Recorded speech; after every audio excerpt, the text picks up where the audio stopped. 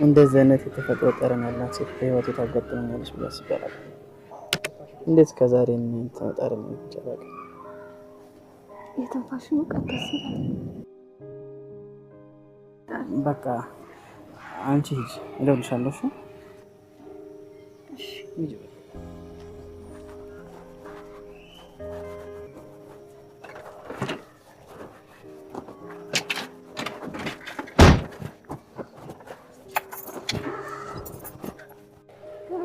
አልሰጠሁትም።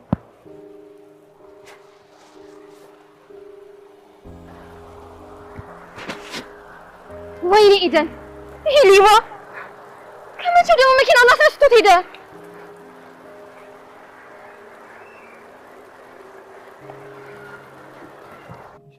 ምን እያደረክ ነው? ይሞቃል፣ መስኮቱን ልክፈትልሽ ብዬ። አይ አልፈልግም። ቆይ ምን ላደርግሽ መስሎሽ ነው? ቆይ ዛሬስ ስራ ምን እንደሆነ አትነግረኝም? እሺ በቃ ራይድ ነው የምሰራው፣ ያውን በራሴ መኪና። ግን ደግሞ ሰሞኑን ከአንዲት ቆንጆዬ ልጅ ፍቅር ይዞኝ ያው ስራ ልሰራ ብሎኛል። ፍቅር ስራ ያስተዋል እንዴ? አይደለም ስራ ምግብ የማያስበላም ሲባል ሰማሽ? እህቴ እንዳደበደበኝ ፈርታ ነው? አይዞህ፣ እኔ ነኝ ሁሌ የምደበድባት። እሷ ምላስ እንጂ ጉልበት እኮ የላትም። ለዛ ብዬ አይደለም። እና ምንድነው? ቆይ ያልነገርከኝ ነገር አለ? በእርግጥ ስጋቴ ቅድም እንዳልሽው አሁን ለሁለቱም በአባት ላይ ተናደው። አታስብ፣ ምንም አያደርጉኝም። ወይኔ ልከተልሽ እንዴ? ቤተሰብ ጋር እኮ ነው የምሄደው። በዛ ላይ አባዬ ነው የት እንዳሉ አይተሽ ንገሪኝ አለኝ። እሺ በቃ ራስን እየጠበቅሽ በቃ አንተ ወደ ስራ መሄድ ትችላለህ። እዚህ ድረስ አድርሼሽ ሳልመለስሽማ ነቅነቅ አንተ እንዴ ጦር ሜዳ መሄድ አስመሰልከው እኮ። በቃ ሂድ እድሜ። በቃ ዝም ብለሽ ግቢና ውጪ። በሁለት ጎራ የተከፈለው የአቶ ተሰማ ቤተሰብ ኑሐሚን ከአባቷ ጋራ ከአንድ ቤት ተከራይታለች። እንዲሁም ገነት ከልጇ ጋራ እዛው አካባቢ የሆነ ሌላ ቤት ተከራይተው ኑሮን እየገፉ ነው። ሆኖም ኤደን ካሁኑ ጀምሮ መነጫነጯን ጀምራለች። እዛ ሰፊ ቤት ኖረን ሳለ እዚች ጠባብ ቤት እንዴት ብለን ነው ህይወትን የምንገፋት እያለችም ከእናቷ ጋራ አላስፈላጊ እሰጥ አገባ ውስጥ ገብታለች። በሌላ በኩል እነ ኑሐሚን ምኑን በልተውት ምኑን ጠጥተውት እያሉ ለነሱ በመልካም ስብና እያሰቡላቸውና እየተጨነቁ ይገኛሉ። ታዲያ አቶ ተሰማም እባክሽን እስኪ የወደቁበትን ሂጅና እያቸው በማለት ኑሐሚንን ወደ ቤት ሄዳ እንድጠይቃቸው ተልካ ነበረ። እነሱ ግን ሌባ በማለት ገንዘባቸውን እንደሰረቀችባቸው አድርገው እናትና ልጅ ተባብረው እየደበደቧት ነበረ። ኤርሚ ይች ልጅ እንደሄደች ቀረች እኮ ምን አጋጠማት ይሆን እያለም እሷ ወዳለችበት ቤት እያመራ ነበር። ኤርሚ ከኑሐሚን ይደርስላት ይሆን? ሰላም ጤና ይስጥልን ወደ ቻናሌ ቤተሰቦች እንደምናላችሁ በያላችሁበት በዓለም ዳርቻ ሰላማችሁ ይብዛ እያልኩኝ ዛሬም ኑሐሚን ክፍል 11 ይዤላችሁ መጥቻለሁ። እስከ ቪዲዮ ፍጻሜ ድረስ አብራችሁ ይቆዩ ዘንድ በአክብሮት ጋበዝኳችሁ። እንግዲህ በባለፈው ክፍል የአቶ ተሰማ ቤተሰብ በሁለት ጎራ ተከፍለው ነበረ። ማለትም አብረው መኖርን ስላልፈለጉ ወይዘሮ ገነት መለያየት ግድ ሆኖባቸዋል።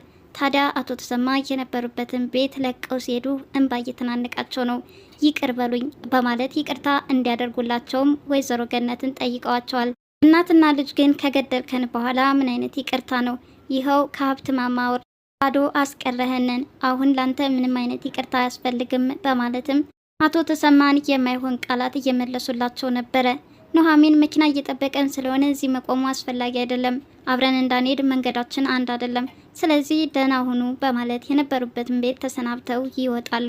እዛም ወደ ተከራዩት ዶሳሳ ጎጆ ያመራሉ። ኑሐሚን ከአባቷ ጋራ ኑሮ ቀጥላለች። አሁን ላይ ኑሐሚን አባቷን እንዴት ማስተዳደር እንዳለባትም እያሰበች ነው። ስራ ለኤርሚ በመደወልም ሆነ በአካል በመገናኘት እንደምትፈልግም እየነገረችው ነው። እዚህ አካባቢ የሆነ ስራ የምሰራው ባገኝ አባቴን እየረዳው መኖር እፈልጋለሁኝ። መድኃኒት ብርም አባዬን አምጣ ማለት በጣም እያሳቀቀኝ ነው። እኔ ብሰራ በዚህ ነገር ልሸፍነው እችላለሁ በማለትም ለስራ ፕሮግራም እንዳወጣችም እየተናገረች ነው።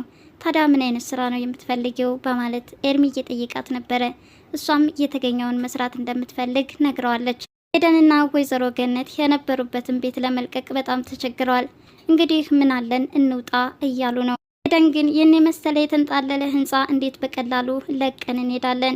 ይህ ያልሆነ ቤት መኖር አልፈልግም እያለች ራሷን እየቆለለችና በተለይ ደግሞ የድህነት ህይወትን ስለማታውቀው በጣም ከባድ ሆኖባታል። የአባቷን ቤተሰብ ማወቅ እንደምትፈልግም እናቷን እያስጨነቀቻት ነው። እናቷ አባትሽ ሞቷል ብዬ በተደጋጋሚ ነግሬሽ ነበረ ለምን አትሰሚኝም አለቻት። የአባቷ ቤተሰብም ካሉ ወደ እነሱ መሄድ እንደምትፈልግ እየተናገረች ነው።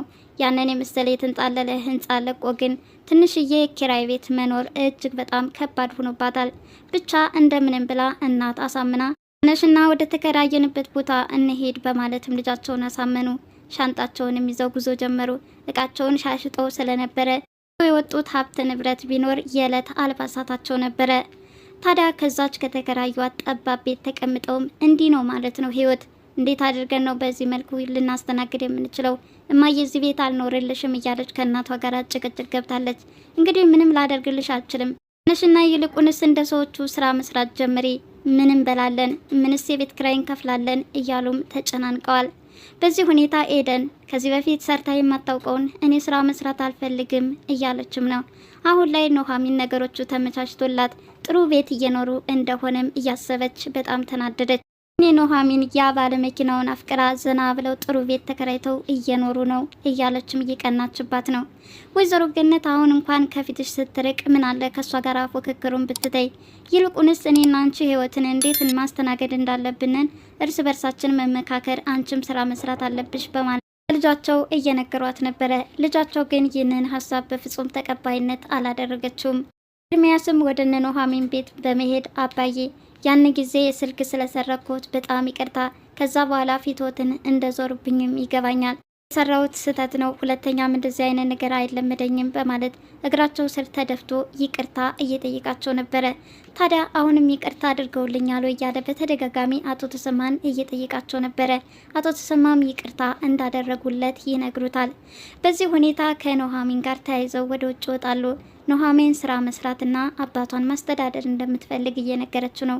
ምን አይነት ስራ ይሆንልሽ በማለት እየጠየቃት ነው። እሷም ስራ ይሁን እንጂ የተገኘውን እሰራለሁ፣ አሁን አባዬን በሆነ ባልሆነው ሳንቲም ስጠኝ ስለው እየተሳቀቅኩ ነው፣ እኔ ብሰራ ግን ራሴ እሸፍናቸዋለሁ በማለት ለኤርሚ እየነገረችው ነበረ። ኤርሚም ለጊዜውም ቢሆን የተወሰነ ሳንቲምን የልስጥሽ በማለት ገንዘብ አውጥቶ ይሰጣታል። እሷ በባለፈው የሰጠኸኝ ራሱ ሸክም ሆኖብኛል፣ ደግሞ ሌላ ዕዳ ትጨምርብኝ እያለችውም ነበረ። ይሄ ምንም እንደ ውለታ አይቆጠርም በማለት እንደምንም ብሎ ገላግሎ ይህንን ገንዘብ ይሰጣታል። ታዲያ ገንዘቡን ይዛ ከተመለሰች በኋላ አባቷ ግን ከኤርሚያስ ጋር አሁንም ድጋሚ መገናኘቷን አልወደዱትም። ገንዘብ ሰጠኝ በማለት እየነገረቻቸው ነበረ። ስለሰጠች ጥሩ ነው፣ ነገር ግን ነገ የሚመጣብሽ ሌላ መዘዝ አለ። ይህንን አስታኮ በኋላ ሌላ ምላሽ ካንቺ ይጠብቃል። እባክሽን ልጄ ከዚህ ልጅ ብትርቂ መልካም ነው በማለትም አባቷ እያስጠነቀቃት ነበረ። ኑሐሚን አባዬን የልጅህ አይዞህ፣ ገንዘብ የሚገዛኝም አይደለውም፣ ስጋትህ ይገባኛል፣ ስለዚህ ምንም ነገር እንዳታስብ በማለትም ለአባቷ ነገረችው። ኤደን ዘንጣና ለባብሳ ወደ ውጭ በምትወጣበት ሰዓት ከኤርሚያስ ጋር ትገናኛለች። እሱም የኑሐሚን ሀብል አስራው ስለተመለከታት አውቆ እንደሚወዳት አድርጎ የተቀባችውን ሽቶ እያደናነቀላትም ቀርቦ ሊስማት ይፈልጋል። እሷም በጣም ደስተኛ ሆና ቀረበችው። ባለፈው እኮ አንቺ ምንም አይነት የሚጀነጀን መልክ የለሽም፣ በጣም ታስጠልያለሽ ብለኸኝ ነበር አለችው። ያኔ ለቀልድ ያህል የተጠቀምኩት ቃላት ነበረ፣ ነገር ግን እንዳንቺ ውብና ቆንጆ ሴት አይቼ አላውቅም በማለትም እሷን በፍቅር ስምጥ አድርጓታል።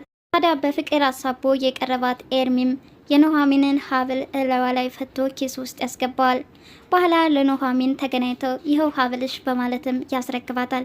እንዴት ልትወስደው ቻልክ አለችው። በጣም አስገረማት። እንዴት አድርጎ ከአንገቷ ላይ የፈቱ ይህንን ሀብል እንደወሰደውም በግልጽ ይነግራታል። በጣም ያሳዝናሉ። የት ይሆን ያሉት ግን? አካባቢውን ታውቀዋለህ አለችው። ኤርሚም ከነሱ አካባቢ እንደተከራዩም ይነግራታል። ሄጄ መጠየቅ አለብኝ አለችው። በፍጹም እነዛ ሰዎች ላንቺ መልካም የሚያስቡልሽ ይመስልሻል? ይህንን እንዳታደርጊው እያላትም ነበረ። አባቷም ስትመለስ አሁንም አባቷ ወይዘሮ ገነትና ኤደን የወደቁበት አሳስቧቸዋል። ምን በልተው ምን ጠጥተው እያሉም እየተጨናነቁ ነው። በሌላ በኩል ከተከራዩት ግቢ ውስጥ አንዲት ሕፃን ልጅ እባካችሁ ክፈቱኝ እያለች በር በኃይል እየደበደበች ነው። በሩ ተንኳኳ። ማን መጣ ይሆን ይባባላሉ። አላውቅም አባዬ፣ በር እየተንኳኳ ነው። እውነት ነው፣ እስኪ ልሄድና ላዳምጥ በማለት ኑሐሚን ተነስታ ስትሄድ እባካችሁ ክፈቱልኝ፣ ድረሱልኝ፣ እርቦኛል ትላለች። ልጅ እናቷ የቡና ቤት ሰራተኛ ናት። ዘግታት ስትሄድ ወደ ቢሮ ሄድኩኝ በሚል ዘንጣና ውብ ሆና አምራ ቆንጆ ሆና በምሽት ትወጣለች። ይህንን ስራዋን ታዲያ ወደ ቢሮ እንደሄደች አድርጋ ለህፃኗ እየነገረች እዛ ዘግታት እንደምትሄድም ለነ ኑሐሚን እየነገረቻቸው ነው። ምግብ አቅርበውላት ከበላች በኋላ የእናቷ ነገር ማሳስቧታል። በፈቀዳችሁልኝ ለማየ የሚሆን ምግብ ብትሰጡኝ በማለት ኑሐሚንን ጠየቀቻት። ስለማየ ያሳስብሽ፣ እሷ ስትመጣ እኔ እሰጣታለሁ፣ ለምን እስካሁን ሳትመጣም እያሉም ነበረ። ታዳጊዋም ለአቶ ተሰማም ሆነ ለኑሐሚን ማታ ማታ የሚገባበት የቢሮ ስራ አለ እንዴ? እማዬ ወደ ቢሮ እያለች ነው የምትሄደው በማለት ነበር የነገረቻቸው። ኑሐሚን ነገሩ ምን እንደሆነ ስለገባት ኑሐሚንን ማታ ማታ ቢሮ እንደሚገቡም አድርጋ ለልጅቷ ነገረቻት። ኤርሚያስና ኑሐሚን ስለ ልጅቷ ጉዳይ በጣም እንዳሳሰባቸውና እንዳሳዘናቸው እርስ በርስ እያወሩ ነበረ። በጣም ነው የምታሳዝነው። ይኸው እናቷ እኮ ትናንት እንደሄደች አልተመለሰችም። ይች ልጅ እዛው እንደተቆለፈች የሆነ ነገር ብትሆንስ አለች። የቡና ቤት ህይወት እጅግ አሳዛኝ ነው። አንዳንዶቹ እንደዚህ ነው ህይወታቸው በማለት እየነገራት ነበረ። ታዲያ ኤደንና ገነትንም ያሉበትን ሁኔታ ሄጄ ጠይቃለሁ በማለት ለኤርሚያስ ነገረችው። ኤርሚያስ እኔ እንጃ አደጋ ቢያደርሱብሽስ እባክሽን ወደዛ ቤት ባትሄጅ መልካም ነው በማለትም ኑሐሚን ወደዛ ቤት እንዳትሄድ እያስጠነቅቃት ነበረ። ኑሐሚን ግን አብራኝ ያደገች እህቴ ናት፣ እንዴት እኔን ልትመታኝ ትችላለች? ደግሞም ሄጄ ቶሎ ነው የምመለሰው በማለት ወደ ቤታቸው ታቀናለች። አጅሪት ኤደንም ተንኮል አስቀምጣ ነበር የተቀበለቻት። ቤቱ ሌባ የገባበት ይመስል እያንዳንዱ ልብሶቿን እያወጣች በታተነቻቸው። ከቦርሳ የነበረውን ገንዘብም ወደ ኪሷ አስገባችው። ቤቱን ክፍት አድርጋም ወደ ውጭ ወጣች። ኑሐሚን ወደ ውስጥ ገብታ እነዚህ ሰዎች ምን ሆነው ነው? የት ሄደው ነው? ሰው የለምሳ እያለችም ያተረማመሰችውን ልብስ አንድ ባንድ እያነሳች ለማስተካከል እየሞከረች ነበረ። በዚህ ሁኔታ ግን ወይዘሮ ገነት መጥተው ቦርሳቸውን ሲፈትሹ ገንዘቡን ስላጡት አንቺ ነሽ ወሰድሽው በማለትም ኑሐሚንን ክፉኛ አንቀዋታል። እንዲሁም ኤደን በመምጣትም ይች ሌባ ናት የዘረፈችው እያለችም እያገዘቻት ኑሐሚንን ለሁለት እያሰቃዩት ነበረ። ኤርሚያስም ይች ልጅ እኮ እንደሄደች ለምን አልተመለሰችም እስካሁን በማለት ወደነ ኤደን ቤት ሄዷል። እንግዲህ ሁለቱ ታግለዋት በዚህ ሁኔታ እያለች ኤርሚ ደርሶ ያስጥላት ይሆን? አብረን በቀጣይ ክፍል የምንመለከተው ይሆናል። ማንኛውም ኤደንና ወይዘሮ ገነት ሲያዝኑላቸው እንኳን አይወዱም። እነሱን ጠየቃ የሄደችውን ኑሐሚንን ለማሰቃየት ቆርጠው መነሳታቸው እጅግ በጣም የሚያሳዝን ነገር ነው። አቶ ተሰማም ቢሆን ከተለዩቸውን በኋላ እንኳን ምን በሉ ምን ጠጡ እያሉ የቀድሞ ቤተሰባቸው አሁን በሚያሳዝን ሁኔታ ተበትኖ በልባቸው እነሱን እያሰቡ ይገኛሉ። እንግዲህ የዛሬው ክፍል ይህን ይመስላል። በቀጣይ ቪዲዮ እስከምንገናኝ ድረስ መልካም ጊዜ ሆንላችሁ እያልኩኝ ለቻናሉ አዲስ የሆናችሁ ላይክ፣ ሼር፣ ሰብስክራይብ በማድረግ ቤተሰብ ዘንድ በአክብሮት ጋብዛለሁ። ባይ ባይ።